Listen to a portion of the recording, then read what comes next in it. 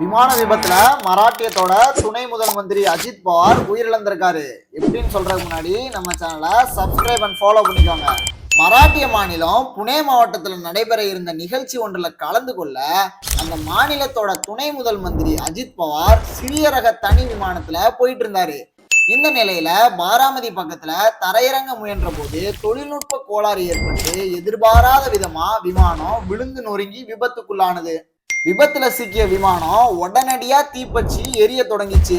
இன்னைக்கு காலையில 8:45 மணி அளவுல நடந்த இந்த கோர விபத்துல அஜித் பவார் உட்பட விமானத்துல பயணித்த அவரது பாதுகாவலர்கள் 2 பேரும் விமானிகள் 2 பேர் என மொத்தம் 5 பேர் உயிரிழந்ததா விமானத்துறை இயக்கம் அறிவிச்சிருக்காங்க.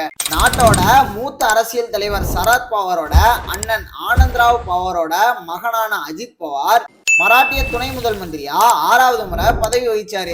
மாநிலத்தோட நிதித்துறை, மின்சாரம் உள்ளிட்ட முக்கிய துறைகளோட அமைச்சராகவும் அஜித் பவார் இருந்திருக்காரு. இந்த தொகுப்பை கடைசியா பார்த்ததுக்கு ரொம்ப நன்றி.